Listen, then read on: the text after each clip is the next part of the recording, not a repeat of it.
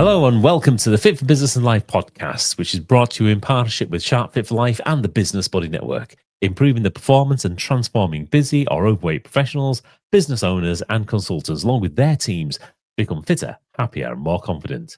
The Fit for Business and Life podcast is all about sharing passion, knowledge and expertise around business and personal performance from our hosts, myself, Martin Sharp, a 30-year change maker in businesses large and small, and Dominic Furness, a world traveller and life enthusiast, plus special guests sharing their know-how and experience in making changes in business and in themselves, featuring inspirational stories, insights, tips, and practical knowledge, bringing more healthier, happier, and higher achievement to your world. Why not follow this podcast? We're live on Spotify, Apple Podcasts, and Amazon Music. If you're watching this on YouTube, please hit that subscribe button and drop us a like. We very much appreciate all of your support. So sit back and enjoy this episode of the Fit for Business Life podcast, brought to you in partnership with Sharp Fit for Life and the Business Body Network. And this episode, we're on the run up to Christmas. Yeah, let's go. 6 weeks out. That's it. 6 weeks. That's it. What's all time we've got to prepare for it? Because let's face it, Christmas is an amazing time of the year if you're in the UK. We've all got obviously a time off. We've got our families around. There's lots of kind of festive things kind of going on. But at the same time, it can feel like mayhem, let's face it. Yeah, it really can. It really, really can. And some people might lose motivation this time of year. Do you notice that? Yeah, definitely. I mean, it's not necessarily motivation as in they lose the will to live or anything. Although, to be frank, there is that element of it because, it does bring some fairly heavy mental health kind of challenges to this time of year. Yeah, especially in Britain with the low light. Yeah, and just generally, well, there's so many different reasons, economic reasons, social reasons, and it's a big area that kind of, thankfully, there are people starting to look at and manage. So we've got great people around us. So, for example, we've got people like the Samaritans, there's people like the Andyman group. There's loads of different areas now where people are starting to talk about these problems and actually being able to get support, the support that they desperately need in many cases. And what do these places do, the Samaritan place? In many cases, it's having somebody to talk to, literally in that moment when things are looking the darkest, or and some of these other groups like the Andyman group, they're not necessarily about taking that moment it's the darkest, but it's actually giving people continuous support. Because it's so much better if we can support people before they get to that position where actually here's a life or death moment. There's a bit of prevention is better than cure. Absolutely, beyond a measure of a doubt. And yeah, I mean, when it comes to Christmas, there are so many different draws and demands on people's time. And whether you are in work and you're kind of so busy, you're trying to do the best for your family, etc., you might feel like you're failing in some way, shape, or form. Or whether you're retired or maybe out of work, and you just feel the pinch of what has been quite a horrendous kind of economic situation we're all in. Well, yeah, and everything does seem to like cram at this time of year as well. Like things go crazy, like businesses go crazy. Advertising goes crazy. Like, I guess everybody's wallet goes a bit crazy. Like it all just seems to go in like times 2, times 5 at this time of year, and it can be quite challenging. And then it's all for that one day of Christmas Day where everything does seem to just relax for a second, but then boom, straight back into it. Like, oh, exactly. And then it's that whole bombardment half the time with regards to all these various things that kind of draw your attention away, or almost in some respects, the advertisers are a pain in the neck because they do try to find ways to make you feel crap, let's face it. Yeah, just feel crap, open your wallet, basically. Absolutely. And the thing is, opening the wallet is not necessarily always the best way of making yourself feel better. Definitely not. But coming back to that original question, for example, around motivation, obviously we took the motivation down the route of kind of the mental kind of health side of it.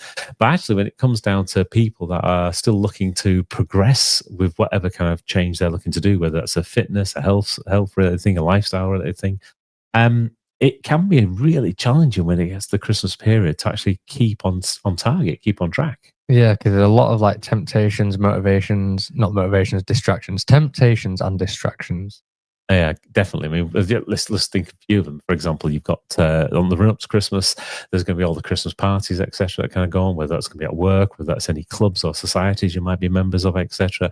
And there's always visiting friends and relatives on the run up there as well. Each one of these is going to give you different types of temptations to say, okay, yeah, come off the what you've been trying to do. And now the thing is, you've still got to enjoy life.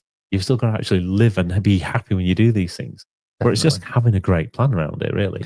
Yeah, so how could you make December, November, building up to that time of year of all these parties and stuff going on, a period of maintenance as opposed to mayhem? Yeah, well, that is a really good and key question, and I think some of it's going to be, have a game plan about it, because as as we always kind of go back to, if you fail to plan, you plan to fail, Yep. right? So having a plan about how you're going to manage these things, and we'll touch on that, the various different aspects of what that plan could look like over the next few weeks. But as soon as you start to put that thinking process in place, it's a bit like if you're planning a journey. If you just jump in the car and think, oh, I'm going to drive to Brighton or something, and you haven't really worked out, what the route's going to be, what method of transport is going to be, you haven't checked if there's going to be any road closures or disruptions on the trains or whatever, then the likelihood is you'll start that journey, and the chances of getting to Brighton become slimmer than actually if you just spend those few minutes at the beginning saying, okay, I'm going to drive down, I'm going to check the roads, I'm going to check the timing, etc., and know that actually I've got a good route and a good plan to be able to get there. The chances of you then getting to Brighton has just become a lot higher, effectively. Yeah, and I guess the more things you do, like plan for and prepare yourself for, I guess exponentially, an exponentially increased chance of you getting to that destination. Yeah, and then when you do have those kind of moments where things aren't necessarily going to go according to plan, you'll have already thought through it. You've already got like some of your contingencies in place. You've already It's like premeditated almost. yeah, absolutely. And it's and thinking through some of those kind of issues. For me, it'll be, when we go to see my mum, she's always a feeder, so it'll be lots of cakes, lots of biscuits, lots of kind of just all sorts of things. But knowing that's going to happen means that I will then tailor my workouts and my meal planning accordingly to make sure I've kind of got that in place. So I kind of know that's already going to happen. Yeah, and it's so important to do that so you can still retain those social connections as well. Yeah. It's just, I would say, just like finding the balance this time of year can definitely be like challenging for people, probably including us. And it is just about, like, as you say, like creating a bit of a plan, a bit of a roadmap to sort of like be aware, set the expectation that things are going to deviate from what you're used to. Because I guess you can go, like, there's two ways to approach it, really. There's like one, absolutely stick to what you were doing before and don't like deviate off the track, which might be the right path for some people. If I don't know, everybody's different. For some people, it might be the only way to keep on their like journey, whatever it is. Like, I'm looking at it from like a health perspective right now, but it could be anything. Or you can just accept that you're going to have to deviate a bit, and as you pointed out, like make up for it in different areas. Yeah, and it might be, for example, that over that period, maybe it's going to be 1 week, 2 weeks, 3 weeks, whatever it is. Then you do accept those deviations, but then you also change your expectations of that. So, for example, if you are looking at increasing strength over the month of December, then you might be saying, okay, actually, the month of December will increase in strength, but as long as I can maintain that, so that by the time I get to the end of December, I haven't lost any muscle mass. That might be, for example, one way of being able to look at it. Or, for example, if your key thing is a fat loss journey and you're going through the month of December, then it might be, for example, your expectation is, I'm going to maintain, I will not increase the amount of body fat or increase my weight over that period. And that might, for example, might be how you can start to manage some of those things. It sounds like from what you were saying there, it's what we talk about or have talked about in the past. Of it's very much goal dependent on how you sort of change your plan here. Because I was thinking while you were saying that, honestly, like this might be a good time of year for me because it's almost like a bit of a forced bulk. Like eating more, I guess could just counteract that weight a bit by lifting heavier in the gym and burning those extra calories into muscle. Yeah. But if you're on a fat loss journey, then that's going to be completely different. You should probably like still restrain from all those indulgences, I guess, because it's not going to be worth it just because it's all like nice stuff in front of you. Like you're going to regret it in the new year and then have to get on like a New Year's plan again, and the cycle will just repeat itself. So yeah, it just depends where you're at, but yeah. Yeah, and then kind of managing it through. So, for example, if you're thinking about, okay, well, how do we plan for that kind of Christmas Day moment? How do we get our mindset in the right place? Then it might be that actually you include a Christmas Day walk, and then that way you're starting to have some more exercise even on the day itself. Yeah, but the thing with this is like, it's not just about the day. Like the build up, like you were saying, like going to like your mum's house, like that's not on Christmas Day. That's like the build up, or perhaps afterwards. And then all the stuff you get in your cupboard because of like the marketing and the advertising from the companies in the supermarkets. You have different things in your cupboards that are probably a bit like more unhealthy than there would be at other times of year because you ain't got that sassy Christmas packaging to allure you to put that in your shopping basket. And you're right. I mean, 2 weeks ago was probably my first mince pie of the season. So Yeah, you beat me to it. I haven't had one. and again, that came because it was a really lovely kind of event that we were at, and the lady who kind of runs that and that we've known for years. She kindly brought some mince pies because it's that time of year. It's kind of the last one that she'll be doing with everybody in this. It was a way of celebrating. So the choice there would have been to say no, I'm not going to do it, or yes, I'm going to have a little bit of a partake. I knew that, for example, the way my body was at that point in time, I could have that extra little indulgence there. But these are the kind of little things that creep in that you have to be kind of aware of. I'm glad you pointed that out, like how they can just creep in quite easily like that. Yeah, and they're not necessarily always big and hideous, etc. But it could be like death by 1,000 cuts. Because, for example, if you're now one mince pie over your kind of your calorific amount that you're looking for every single day for the next 6.5 weeks, then straight away you're potentially in a bigger calorie surplus than what you were expecting, which is going to have that impact in the new year, like you were saying. You're going to suddenly realize and think, oh my god, where did that come from? Yeah. So actually then it's like coming back and said, okay, well, how can I kind of adjust and tailor these things in? It is probably more crucial and important. So, for example, that might be going and doing a little bit more exercise. It might be a case of taking something else out of some other parts, and we'll touch a bit more on the meal sides of things in a later episode. But the key thing here is just setting that mindset, setting those goals, setting those expectations in the right kind of way, so that actually you're not setting yourself up to fail. You're actually setting yourself up to succeed. Yeah, that is a good and a nice segue into. I'm going to ask you the question of how you keep your motivation to keep on track, on top of everything. Because as I said at the start, like work goes crazy this time of year, like the food on the week goes crazy at this time of year, like basically the shopping you have to do, food goes crazy this time of year. Like it seems like there's so many more responsibilities, especially as like a parent and a business owner. Like it does explode. So how do you find you keep the motivation to stay on your journey? Like when the calendar is absolutely jam packed and you're probably feeling much more tired than you would other times of the year, especially like it's way different. Like a few weeks ago, he's at Kilimanjaro, and now it's all grind, no stop at work. So yeah, I mean, and certainly we've got kind of the two different businesses. Obviously, the health and fitness side, but we're helping busy professionals to be able to be performing even better than they are doing right now is a privilege and an honor, really. But then the other side of the business we do is all around large scale change and transformations for businesses, and you're right, this is kind of one of the busiest peak seasons because they are cyclic. When it comes down to people wanting changes in organizations, in many organizations, January's a dead month. Everyone's coming back. There's not really much change happening. But by the time you get towards the end of January, beginning of February, everyone's on the march to get things delivered and completed before you start in April, when the new budget comes in the UK. Then it kind of wanes a little bit as the budget kind of hits and everyone's kind of managing what's going on there. But by the time it gets to the end of April, beginning of May, it starts to ramp up again as people want everything delivered before the holiday season. So by the time you get towards the end of July, beginning of August, when people start going away, so you kind of got this real big intense piece there. And then obviously it's waning over August when there's nobody around. And then by the time you get into like the back end of September, it's on the march then, and everybody wants everything delivered and completed by Christmas.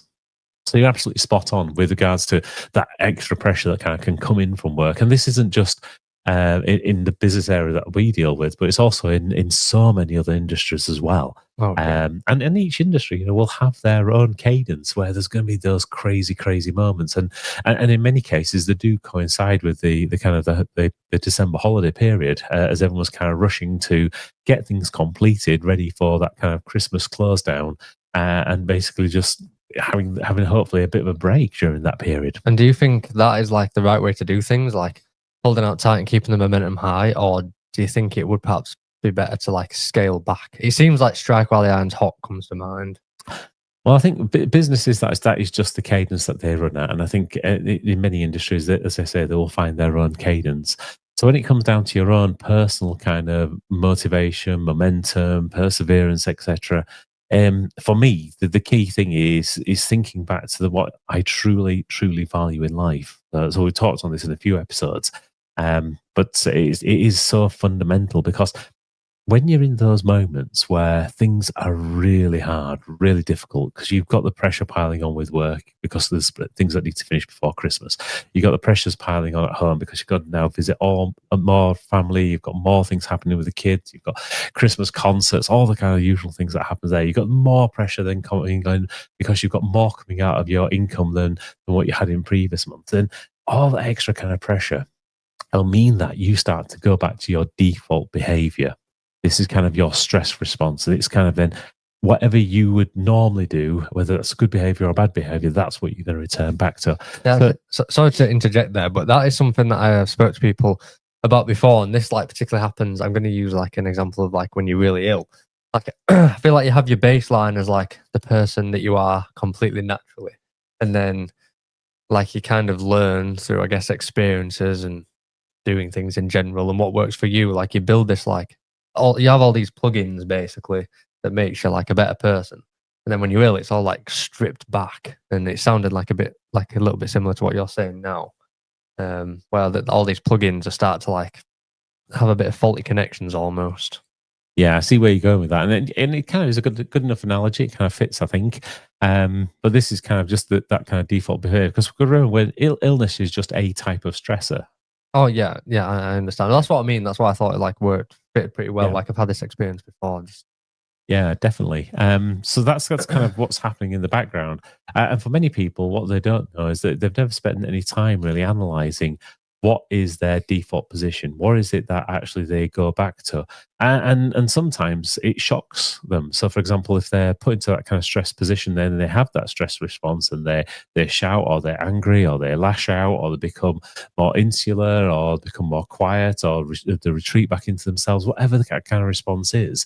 Sometimes actually they're really shocked. Why did I do that? Why was it that I responded in that kind of way? Just overwhelmed by the sounds of it.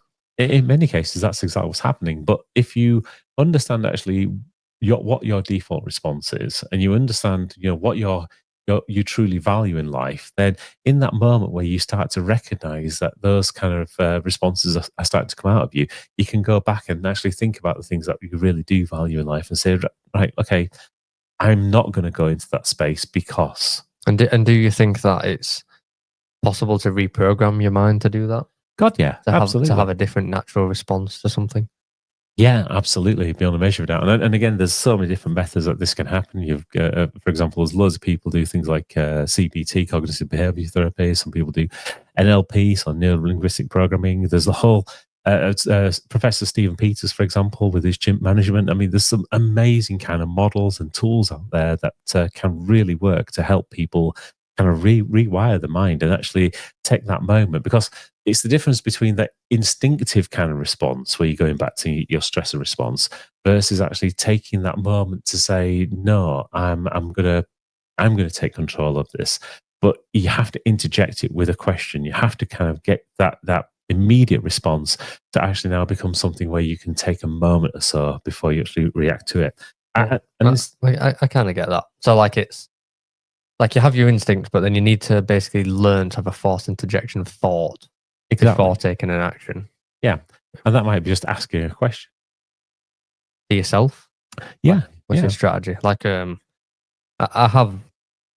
do kind of understand this in myself and just asking these questions so you can kind of like express it to the audience of like your perspective on it. No, absolutely. I mean, you're absolutely spot on. I mean, it's a bit like if you're a driver and you've had one of those idiot drivers on the road that cuts you up or does a stupid maneuver, etc. Sometimes you can feel that kind of red mist starting to come in. It's that kind of response where it's like, oh, why on earth did you do that? It's the frustration, it's the anger of that kind of situation. Well, people do call it seeing red because it's just like and then you go into a different mode. Well, yeah, that's your instinct basically kicking in as opposed to actually your measured response kicking in. Now, for me, what I did to kind of combat that is just ask a really simple question. What has been so bad in their day that's made them do that? And then I'm never going to come up with the answer for it. But what it does is it suddenly kickstarts into me. It's like, okay, actually, they're obviously in such a bad position. They've had to drive like a complete spoon. Yeah. That's not my problem. Yeah, and then the moment's passed and... Exactly. And you haven't had that moment of rage and probably everybody's having a better day for it. Yeah. It's like that thing of...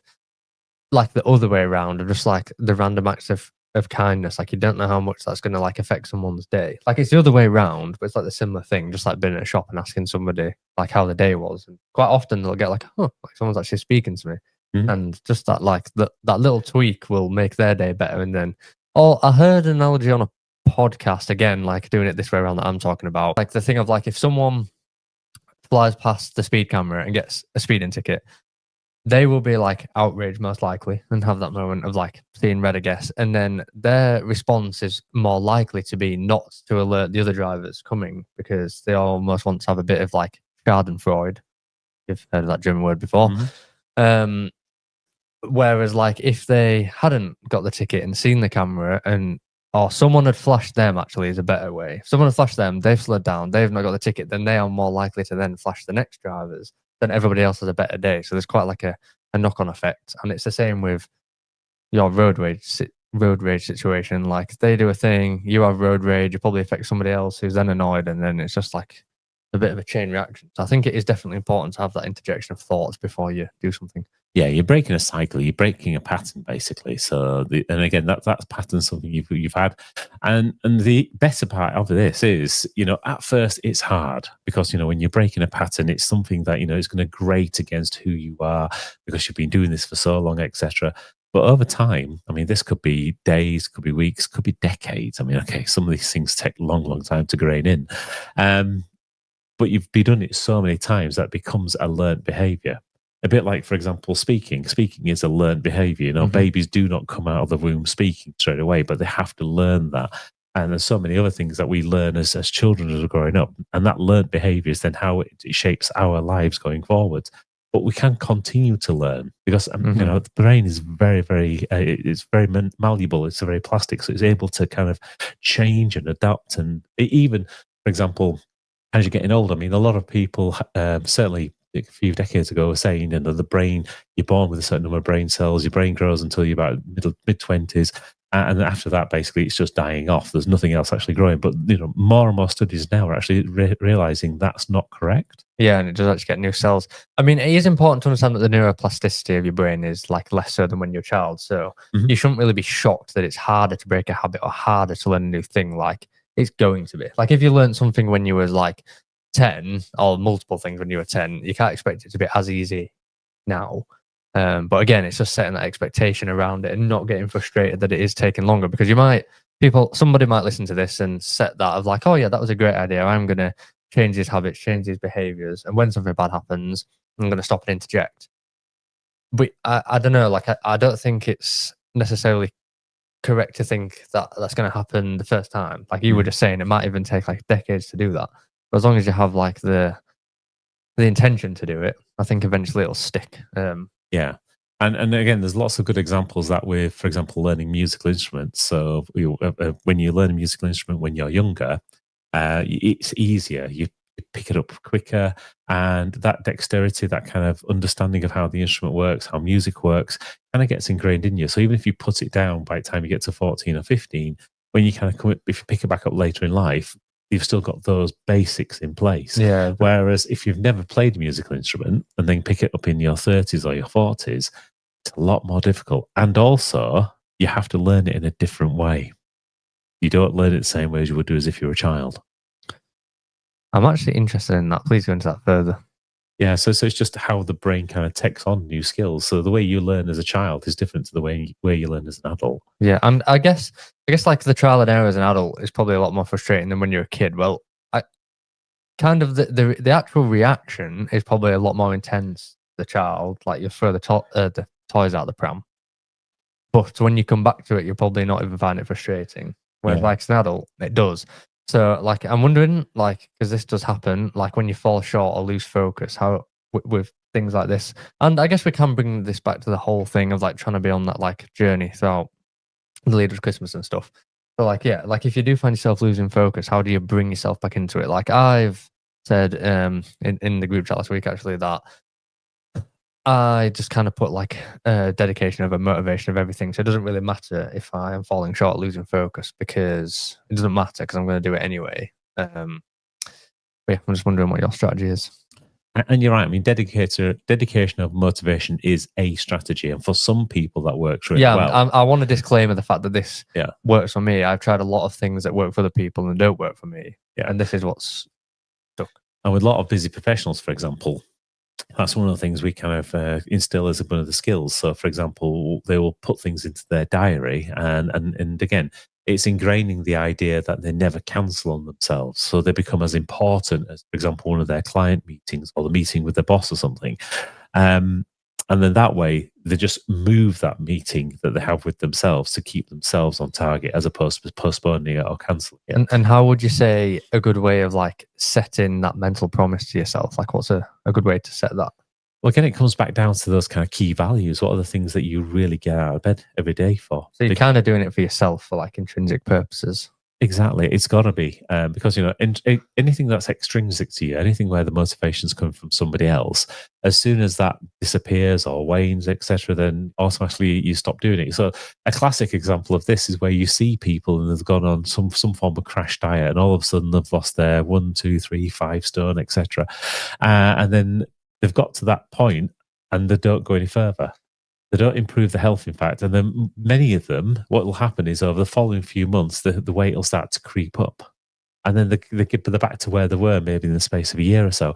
And then they're really frustrated because, how have I managed to get back to here? But the thing is, their motivation was extrinsic to them. It was the value on the set of scales, etc. Somebody else has kind of asking them to do that. Right. So I say they've, it's like some, okay, I'm just going to say they've.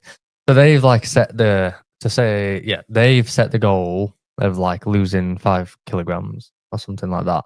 You're saying that like it's just numbers on a scale, and when you get there, it's like, oh, I hit it, and then you just don't do anything else. Whereas if they would have had the goal to be like, to use like a client case study example, like I want to be able to do the monkey bars with my kids, like that, you want to maintain being able to do the monkey bars with the kids, not just do it once.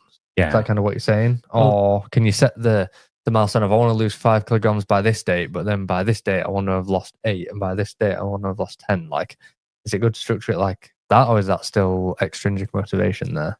Well, again, we're touching on stuff we'll talk about more in planning side of things, but effectively, if you took my example, 3 key things that I hold dear and highest value to me, which is, my clients, I enjoy working with them. I enjoy the challenges they bring them. They make me grow as a person. And they get great results, which is what they deserve. It's what they want to have.